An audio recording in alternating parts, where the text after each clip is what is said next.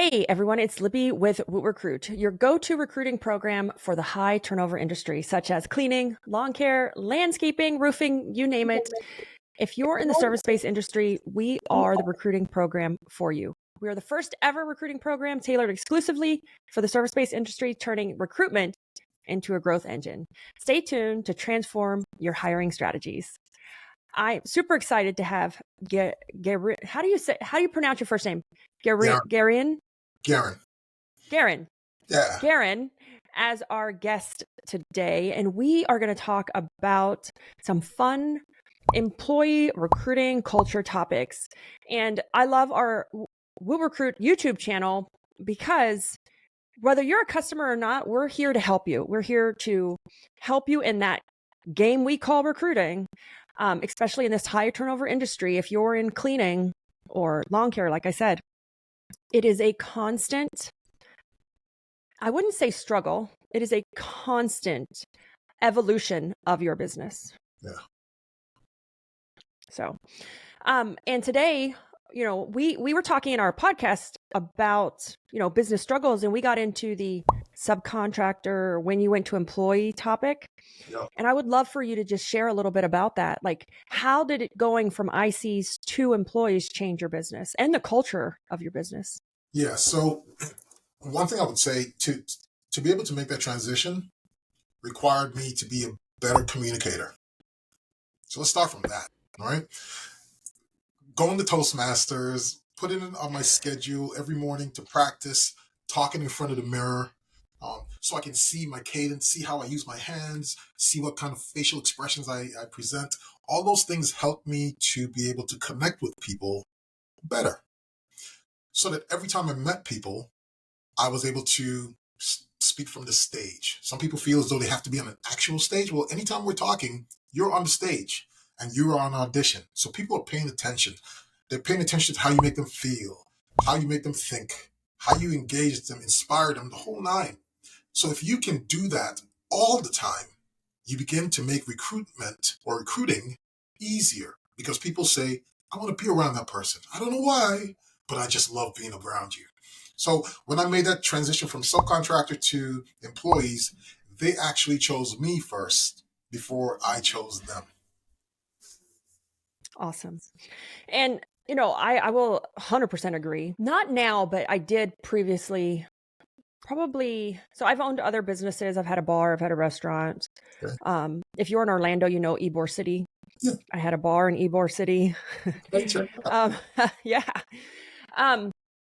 And one of the things I had to learn was I could not communicate with our employees the way that I naturally communicated.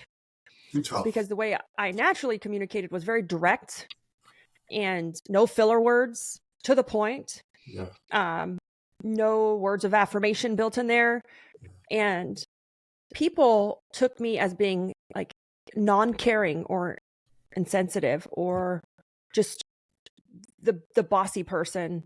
And I had to really learn, and I had a work personality for a little while until I learned how to communicate that way all the time. Yeah. Yeah. Because one of my best cleaners came to me one day. She was like my original employee. She had worked for us since the beginning. Unfortunately, I lost her during Hurricane Ian. She went to serve the community through her church. And she, at the very beginning, when I first started the cleaning company, she told me, she goes, Libby, like, I know you care. I know you. But you have to slow down. Like, you can't talk that way to the other cleaners because they think that you don't care. Like, they think that, she goes, I know that's not you, because I cleaned alongside her at the beginning, so she knew me pretty well. Yeah. And, that was kind of a wake-up call to, like, oh my gosh, I can't just word vomit all over them. When I need something or something doesn't go right, I can't do that. And so, like you, I had to put in a lot of time to how do I communicate with people? How do I learn how to communicate with people? The 5 languages of love probably changed my marriage, but there's also a book on the 5, oh my God, it's in the workplace, the 5 languages of appreciation in the workplace. Okay. Yeah. But that definitely changed a lot for us. And still to this day, I do videos for the cleaning company every single week. And they're blogs. And so they're for our employees, they're for customers, they're for everything, actually. But it's funny because when people come in to interview, they think they know me. I don't even do the interviews. But if I'm in the office or I pass by, they think they know me. Because of the blogs and the videos. Yeah, because Yeah. of the videos. Yeah. They, oh my God, I love you. I watch your videos. Oh, and they think, hey, you're Libby. Like, they think they know me. And it's so funny because they know me, but they also have a tremendous amount of respect and they want to work for a leader versus a boss. Well said. Well said. So for people in the you said in the lawn care as well as the cleaning industry, what do you think that they're missing, Libby? As far as the owners, As far as being able to recruit and to we're talking about communication right now, right? yeah. So I think they're missing a few things. So in WootRecruit, we recruit for hundreds of service-based industries, and we see the struggle, and we talk to them. I'm highly involved in that company. So I think some of the biggest things that we see the gaps is the ability to listen. Yeah. Right? Active listening, hearing what your employees are saying, hearing what the applicants are saying. I think that we live in a fake bubble sometimes, and we think our business is perfect because it's our baby. It's our baby. But just that active listening, I think we talk too much. Active listening, and then also just treating them like humans. Yeah. Just because it's a job doesn't mean that they're just going to want to show up every day and work for a decent paycheck. And that's not enough anymore. COVID changed the way that the world works. It changed the way we all think. Yep. And, I always say, if you follow me at all, you hear me say there are three things that people want in this world right now when it comes to a job. And it's to work how I want, when I want, and where I want. Mm-hmm. And that is why you see a lot of things gaining popularity, like working from an app, remote working. That's why we see these things taking this. It's not just us that want it. Our employees want it too. My 25-year-old wants it. And that we have to really focus on culture. Yeah. Because I think before COVID, we could just pay people and expect them to drive to a crummy job, to a crummy boss, and drive their way home and show up every day, save money and retire. Yeah. That's over. Yeah, people learn how to do a lot on little. They become very resourceful. Yeah. Check this. The challenge that I see companies face while giving people that type of autonomy, though, is that a lot of people don't know how to manage their time. No. So even though they say they want it and you give it to them, they still struggle because they're like, they don't know how to manage their time. So you run into that problem again now. Well, then how do I give them what it is they want, what they say they want, when they don't even know how to manage what they actually get now?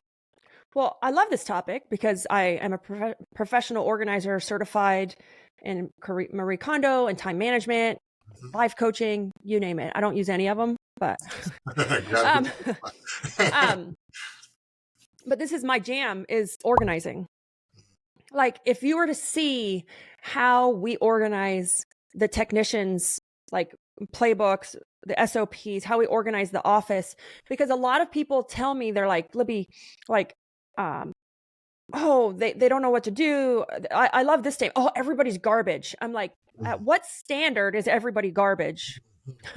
Because that isn't true. Yeah. And that is the words of the vein of my existence. I hate that phrase because what gives you the right to judge people? Right. And but is it because they don't show up? Is it because they don't know how to manage their time? They're not doing their job? But how much coaching have you invested in your people? They're only as good as the amount of time that you've put into them. Yeah. Yeah. Versus, like, and I'm not trying to knock Facebook groups, but we spend a lot of time helping other people in Facebook groups. But how much time are we putting into our own people? Yeah. Yeah. And so that is true. We as business owners don't know how to manage our own time.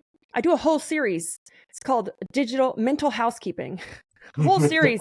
And it's like organizing your emails and your calendars and your times. I do that through Organize It. And it's my way to stay in that organizing spectrum, Yeah. but not have to be there because I don't go in the field anymore. We have organizers for that.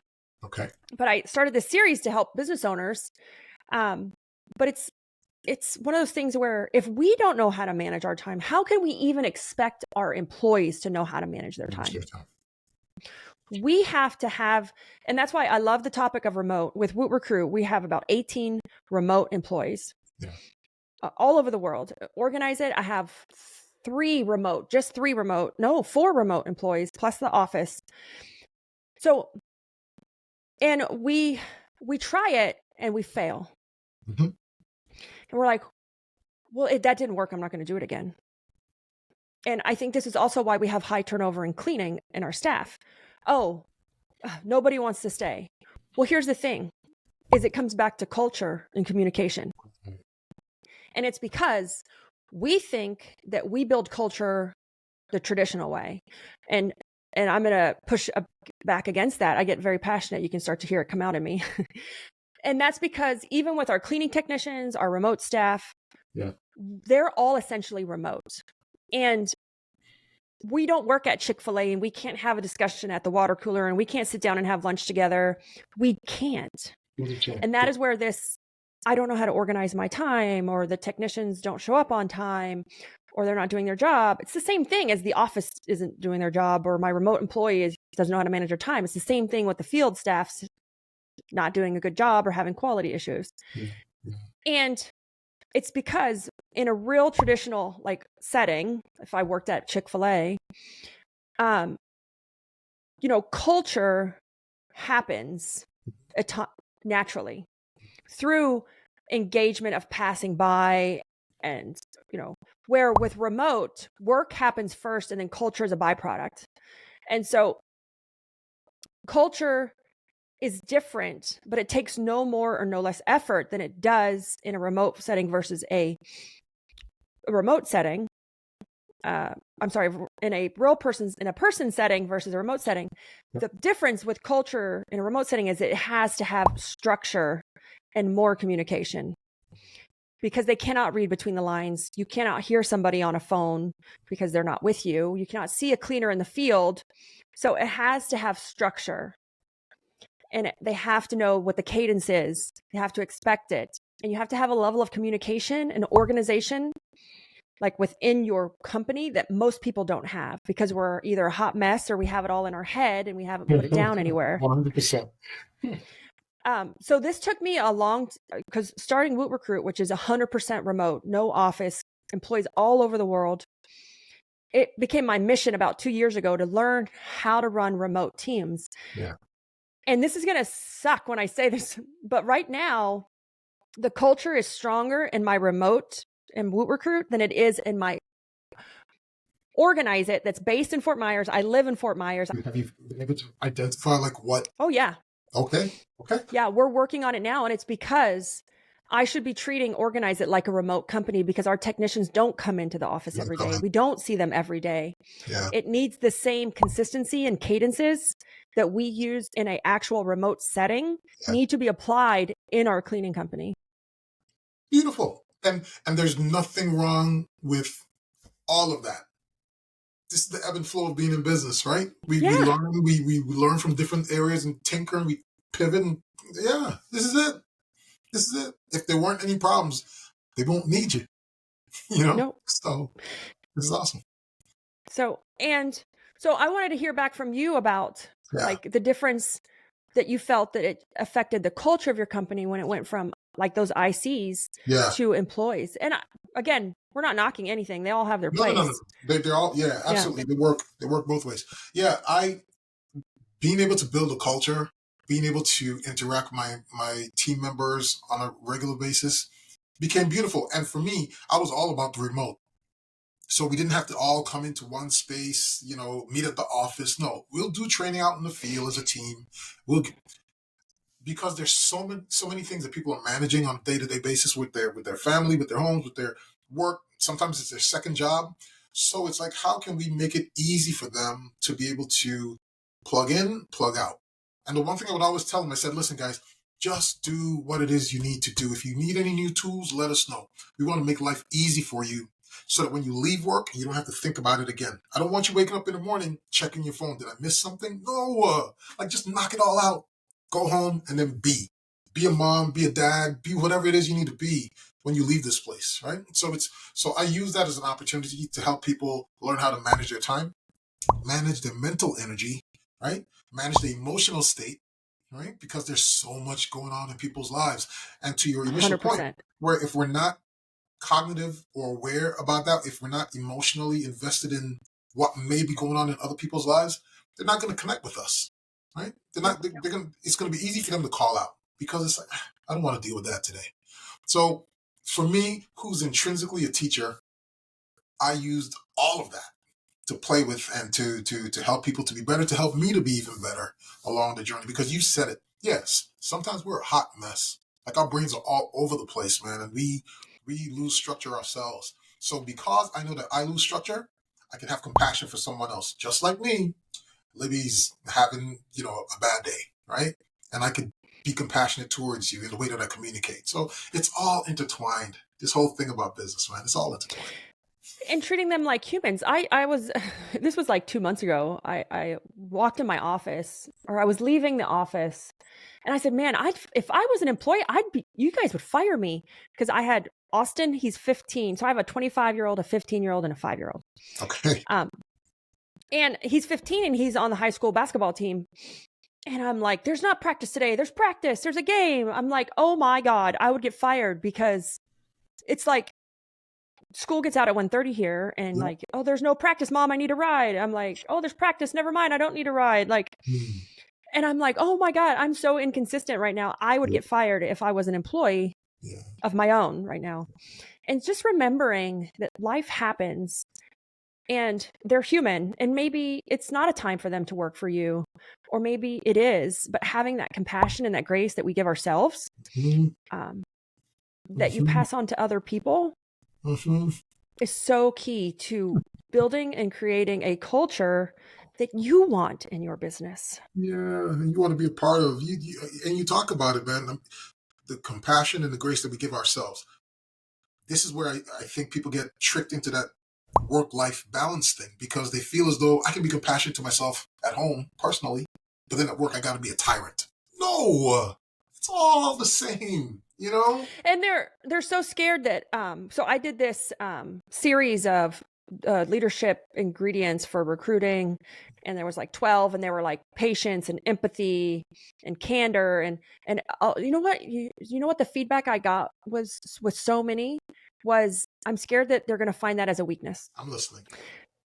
And I just found that very interesting, that I'm like, wow, I didn't think of it that way. Hmm? I thought it about, being more relatable and understanding. I always say, policies are black and white, but I'm a gray boss. Yeah, yeah, yeah. No, I love that. I love that. Love it. But you're right. You're right. That. Mm, mm, I had a. So during COVID, we lost, just after COVID, we lost an anchor client, a huge client. And they wanted to reduce their budget and things of that nature because people weren't coming back to work. And I had a group of team members that stayed on board. I told them, I said, listen, guys, hours are getting cut back. We're going to make some adjustments. And they stayed on board. And then they would motivate me and they would talk and they're like, yeah, let's do it. We got this. I paused one time in one meeting. I said to them, I asked them, I said, why do you stay? Like, why are you staying? And they're like, what do you mean? I'm like, why are you staying with me? And they said, Garrett, because you've been open with us. Like, you tell us the challenges that you face. You tell us how you're feeling. Like, yeah, I can fill in the gap here and I can fill in the gap here and I'll make some adjustments there so that we together as a team can do this. Started to cry, Libby, because I didn't know that that's how they received my transparency, right? I've met people who struggle with being transparent with their bosses because, let's be honest, there are people out there who are very competitive and they'll go for the jugular if they know that they see a sign of weakness. Mm-hmm. But then there's some people out there who say like, he's open with me. She's open with me.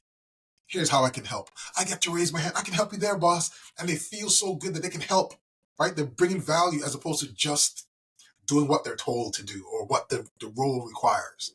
They can be themselves. So when we give them the opportunity to plug in some of their strengths, which we didn't really know about because the job is what the job is, people they attach to you, right? And it becomes so much just a better environment, man. The culture becomes just beautiful because people they're working in a space of safety and honesty. Absolutely. And they know that, like, just like us, we know when people are not honest. Our employees know the same thing, or when we're not telling the whole story or keeping them from them. I mean, as we go as far as sharing our numbers in the company, because one of my core values in both companies are open and honest. Okay. So we take it to the extreme. And and sharing that. You may think they don't care, and maybe some people don't care, and there are some that do understand, or they're like, wow, you spent $10,000 on marketing this month. And we're like, yeah. And then they're like, I don't ever want to own a business. Like that makes them feel like, oh my gosh, that's a huge responsibility. Or, payroll was 50 grand. Like, yeah, it was. And it gives them another perception of the business that they're kind of like, it's another level of respect they have for the company. Mm-hmm. So yes, we do share our financials. And then it's not itemized to the detail. It's just a quick overview. Yeah. And it's just one of those things that you have to be ready. You have to be organized to do it. You have to make sure that you're comfortable addressing any of those questions. That come. That come along with it. I did that with my team 2 years ago or a year and a half ago. And I heard my manager say, oh, God, Garen, some of these clients, we're not making any money. I'm like, you see what I mean? So when I say we need to be on time, we need to get in, get out, right? We can't create waste. Like the profit margins on some of these accounts are slim. Mm-hmm. And I'm saying it's out of that we pay you. Mm-hmm. Okay. All right. So we need to find some new clients. I said, yeah. And you're on audition every time you go out there. So when we talk about look your best, speak your best, be your best, because you're always on audition, that's an opportunity for us to create new clients, new accounts. You can get raises from that. We can do things from that. Like, we're all in this together, so absolutely. It's been a blessing for sure. Well, I want to thank you for being on the WootRecruit YouTube channel. It's been great. We also recorded a podcast earlier. So if you're interested, which I loved the podcast, it was great. We got into some really deep things when it comes to entrepreneurism and self-care. But if you guys enjoyed this, please remember to subscribe to our YouTube channel or check out our blog on our website. Any last words before we part? I love it. It was a great conversation. No. It's been great. So till next time, guys. Thank you.